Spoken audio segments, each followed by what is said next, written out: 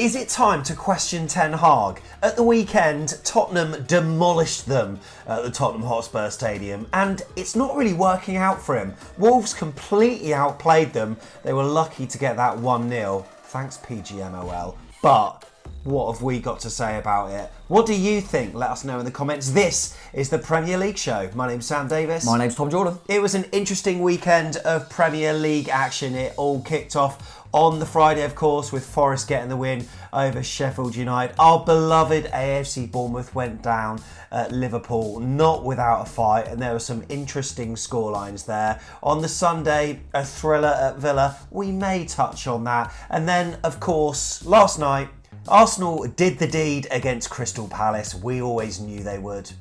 But from those games, we have got 5 key talking points, Tom. Yep. By the way, last week's show, thank you to everyone that subscribed. This is something where we're going to put our bias for Bournemouth aside. We may not even talk about them. But, Tom, yes. Number 1, it's time to question Ten Hag. Surely. I think it might be. I think it gets glossed over because of the ownership and the problems they have there, and I'm not going to go into that too much because you never know what's happening. If it's the Man U fans know what's happening at their football club more than I do. But from the outside looking in, you kind of go, the money that squad, that he's assembled, he's got, it's very early days, but he's got the keeper in he wants now, he's got the centre half, he's got the midfield, he's got, you know what I mean? He's got the tools there now, and they played a Tottenham side who are without Harry Kane. They've got a brand new manager, and which team looked like they had the philosophy to a T? Which team looked like they were playing to certain patterns and playing under the coach? 100%. It looked like Ange had been there miles longer than Ten Hag. So really weird one. I don't think the players are helping. They don't look. It doesn't look right. Mason Mount. What kind of player is he? I can't work him. I always look at Mason Mount and go, he gets in the England team. Chelsea loved him.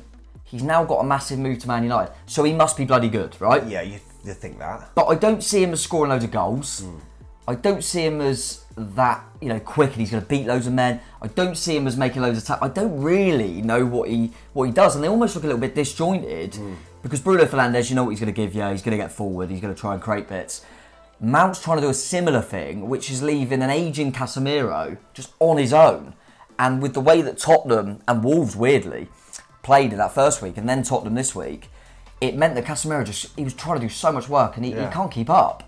And it was worrying signs for Ten Hag. Rashford clearly don't want to be through the middle. It's not that kind of entertaining brand of football that I would associate Man United to be at all. No. It's just grind out the results, but we're not really even doing that. I mean, against Wolves, it was absolutely dreadful, and it could be an interesting season for them. Top 4 might be a struggle. It might be now, mate, and like you said, leave a bias at the door on that, but from the Bournemouth perspective, I wish we were playing Man U now, and you never really say that.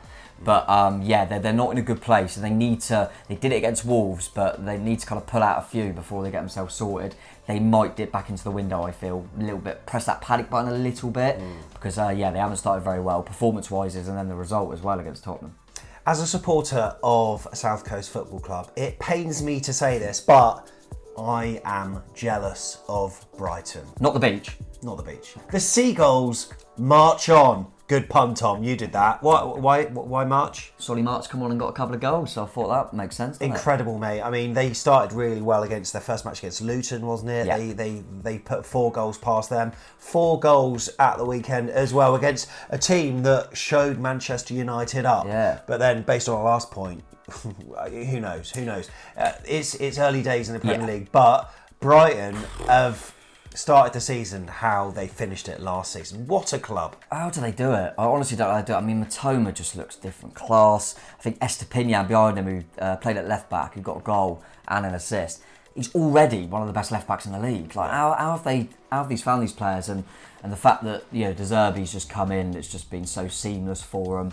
As you say, mate, I thought it might be a little bit tougher because of how Wolves performed against United, but Brighton were just too good for them. The football they played is different class at times, and they've started, just really well. I think people are still looking at the fact that they're in Europe, and could that, later on in the season, it could do because they will have to use the squad a bit more, and you may get a few more injuries. But with Brighton at the moment, whatever they seem to touch turns to gold. Harsh to go 2-in on Gary Neal and Wolves, really, because we know Brighton are capable of that. But they'll be worrying now that was that Man U game just a one-off, that it was that first game under O'Neill under the lights and they just got it going and then they've just dipped into kind of what people anticipate a little bit more. That remains to be seen. But yeah, Brighton, literally as it says, mate, march on. They look brilliant and we've got them in the not too distant future. And as I said about wanting Man U, I don't want them too soon. Look really good. And to be fair, when you see a club that, not the biggest club in the world, South Coast as you say, and the way they do their recruitment business and stuff, to be honest, as much as I'm a bit envious, it is a pleasure to see. It's nice to have them mix it with the big boys. It's always nice to have a team doing that. So yeah, credit to Brighton and De Zerbi, I think, top coach. Point 3, what we learned this weekend. There was a thriller at Villa. Fair play to Unai Emery after their first loss of the season against the Magpies. But let's focus on Everton. Is DYCHE-BALL outdated?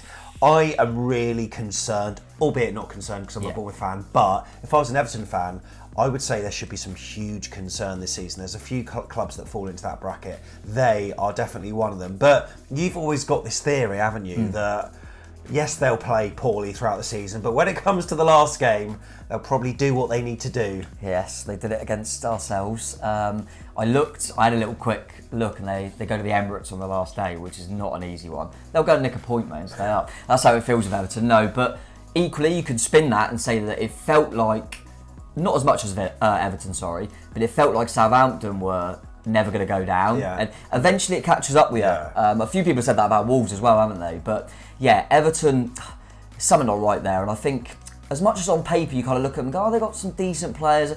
Well, going into that DYCHE-BALL kind of thing that we've put there, I looked at their midfield and your Onana and Decore was kind of the most advanced. And you just go, it's such... And then with McNeil out injured at the moment, you go, there's just not enough... There's not enough kind of... It doesn't look like they're trying to go into a game to score goals. You look at them and go, well, if they can see, they're stuffed. Yeah. And then Calvert-Lewin, bless him, he starts and gets injured again. They're obviously going to dip back into the market, I think. Well, they'll have to. They bought Arnie on, bought Danjuma on, who showed flashes as we know he can do. But again, that proves that Dyche thing to me. He's a winger in a front three, and he can play up top. Yeah. But he's a wide man in a front three who causes problems. They're going to use him through the middle, I think, and just play him on his own, isolated. And I just don't think it'll work. Credit to Villa. They could have easily got in their heads after that. They were rock bottom because of how much they got spanked in the first game week. They just lost Tyrone Mings to a horrible injury as well. They've already lost Buendia to an injury. You think they could be feeling sorry for themselves, but they look mustard. Really did. I thought Douglas Luiz was brilliant in midfield. And yeah, they look like how I expect them to look. I think it was more give credit to Newcastle for the first week, because Villa will be up in them European spots for me. Yeah. They've got a proper coach there. And Dyche is a proper coach, great coach, brilliant manager. Don't get me wrong, keen for the season and they'll probably stay up. But it's just getting to a stage now where I think, as football, does he need to kind of acclimatise to the modern game a little bit more? Is he still doing this old school style that other teams now with that energy and that high press? I'm not sure if they could do it. And some of the defenders, Michael Keane, Tarkowski, they don't look up to it as much anymore. So I'm worried for them. And they haven't really got that depth. No. Right, next, a tale of two AWOL strikers. We're going to focus on the game at Craven Cottage, where Fulham entertain the Bees. Now, AWOL strikers, Mitrovic, named on the subs bench and then pulled off the subs bench. Yeah, it looked like his kind of deal to Saudi was concluded just before the game, really. Kind of what Marco Silva alluded to. So, for credit to him, you're not going to play him then. I don't know what the setup was of when he had to travel, etc. But he did say in his press conference that he was desperate he was desperate to leave the football club. That's not great. No, I mean, he's been unbelievable for him, isn't he?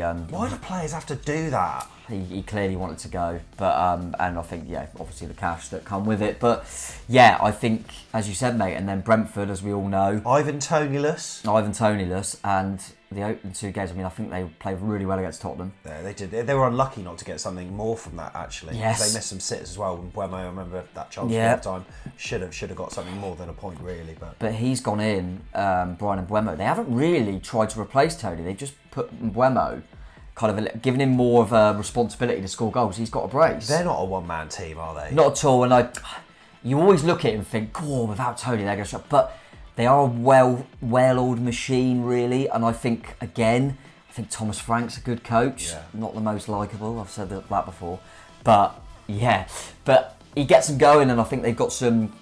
Probably they're like, it feels a bit like Brighton light. Yeah. But they look really good, and Buemo started the season well, Visser as well, and they've still got some real good players at the back. And I know the sending off would have affected the game, but Brentford were the better side. Brentford deserved to win, and that's it's no one will find it easy going to Craven Cottage, but you just start to worry for Fulham a little bit. I think what they will say is, they're probably glad that it hasn't gone right down to the wire with Mitrovic. They've got him gone now. They've still got a little bit of time to try. I know they've already got Jimenez, but you'd feel like you wouldn't want to just be relying on him. So they might dip into the market as well and get someone in to take the burden off. Having said that, when they lost Mitrovic last season, they still managed to tick along okay. But it looks like they're feeling that one a little bit more than obviously Brentford are without Tony. Finally, it was a debut disaster class for CAICEDO for Chelsea as they lost 3-1 to the Hammers at the London Stadium. And firstly, look, I really want to pay tribute to West Ham, who actually looked all right. We played them on the first game of the season, we got a point, and now it looks like a good point. We got Chelsea, mate, at 6s and 7s, but West Ham were clinical when they needed to be. I thought it was really great to see. Yeah, that's bang on, mate, because I think the game started and West Ham score a set piece from Ward-Prowse, obviously. I'm so glad we had the first game of the season. Instant impact. Yeah, 2 assists he got in a day. The second one was a really good pass as well for Antonio. But they were clever because Chelsea had all the ball, but West Ham were just resolute, and then went, right, pick our moment. Yeah. And Antonio, to be fair to him, took it really well. But from a Chelsea point of view and CAICEDO, I mean, it's one of them that's going to be built up. CAICEDO comes on, you think, is he going to give him that injection to go on and win the game? West Ham go down to 10 men, and he just had a stinker. They had a good chunk of the game left, didn't they? About a quarter of the game left, and they saw it out, I'd say, fairly comfortably. Chelsea had a few isolated chances, but... Yeah, they did, but, I mean, CAICEDO comes on the pitch, you think he's going to give him that injection. He just kept giving the ball away, and then he typically gives away it was just a horrific debut from him, and you think how much money he cost. And then you got Ward-Prowse, who cost 30 million, doing what he did. It felt like it was written. You could see the penalty happening before they even came close together. It was just obvious that was going to happen. Yeah, and then there was loads of weird little kind of things of note in that game, because then Paqueta, who obviously got this kind of scandal over him, also, will he go to City, will he, won't he? Moyes has obviously trusted him to play, which is a risk because the fans could turn on him, and he was unbelievable in the game, and he was fist pumping, throw-ins, he was loving it, badge taps and scoring a penalty. There was loads of little kind of things going on in the game, but West Ham probably earned it in the end from the way they went about it, and Chelsea, I think Poch has realised he's got a big job in his hands there, and there's not enough players there. I think it's only Thiago Silva and Chilwell that have and Sterling probably, that have played a certain amount of games. There's so many new players coming in. It's going to take them a bit of time, and I'm weirdly kind of happy that we've got them relatively early. We've got them in a few weeks' time, just because I think it's going to take them a while to just settle in, Poch style of play, to know his best 11. So still time for them to get things right, because I do think they've got a good manager there. But CAICEDO definitely had a debut to forget. Here's where the Premier League results leaves the table. Can you spot yours? Well, our team is in the lower half, but we're okay with that. Look, we played Liverpool, we played West Ham. By the way, look, we are a Bournemouth fan channel. Just need to touch on, just an extra point, the officiating in the Premier League. We've had 2 match weeks, and already each match week is bringing its own controversies. Firstly, Old Trafford, Wolves, definite pen. Next, Bournemouth at Anfield, definitely not a pen. Gives a pen. Doesn't even look at the screen. What's going on? And equally, just to show that there's no bias, they got a red card in the game that was never a red card. It wasn't. And both decisions, kind of, you see this. Yes, there's going to be errors from referees, but surely VAR's there to help them. They're clear and obviously that is not a red card. That was not a penalty. Really, really frustrating. And then you feel for Wolves even more so. I know this was the week before, but I think in the Everton game, clear penalty by the way, that was given for Pickford coming out and punching. You go, but Onana done it, and it was fine at Old Trafford. And it feels like this big club thing. It's just infuriating that this was supposed to clear up this kind of controversy about talking about decisions every week. It doesn't, does it? No. It really doesn't. Really frustrating to see such bad officiating at what is the best league, most watched league in the world. Really, really frustrating. I think virtually every week a team can name big decisions that have gone against their side, and it's infuriating, mate, especially when we were live at one that just consistently saw bad decisions being made in key moments. So hopefully, but I know we will be, not talking about it next week's show, but I know we will be, and that's the whole point. I know we will be. We always ask you for your best player and the player that had a stinker last week. Some of the suggestions, well, one of our viewers, regular viewers, included Joe Rothwell as one of the players of the match week, but also stinker Matty Cash. Oh yeah, that miss Newcastle, yeah, absolute stinker. And Tom, I think we should pose the question again this week for you to write in the comments. Any early shouts from you? Yeah, definitely. It'd be interesting to see if, like you say, you're kind of hero and villain of the week, if you like. I think it's easy to go into that CAICEDO one that we obviously alluded to there. But is there anyone, that Matty Cash one from the week earlier was a good shout. Anyone that's kind of maybe got under the radar of like missed a big chance in a big moment maybe for your side. Yeah. And someone that maybe has gone under the radar in terms of, really helped your side. Maybe there's a West Ham player, because I think, Ward-Prowse got a lot of plaudits and rightly so. But for me, watching that game live, I thought someone like Souček, just protecting the back four, was mustered all game. Absolutely. Is there kind of that unsung hero in there? But yeah, let us know in the comments. It's always interesting to read them. We read every single one. If you're a fan of a Premier League side, we're going to be coming to you doing a match day vlog, doing an away day view and much more. So whilst we do pump out the Bournemouth content, there's Premier League stuff and things for you to enjoy. So hit the like button, but also there's another button in there. Big fat subscribe. Just click that. Click the subscribe button. That's the one we love the most. But no, we really appreciate if you do it. And like Sam says, we focus on a lot of Bournemouth stuff, but as well as this Premier League show, we go to all the games, so we discuss all of the teams in detail. So yeah, crack on. Give us a subscribe. Give us a subscribe, and we'll see you next Tuesday at the Cherries. Bye. Come on.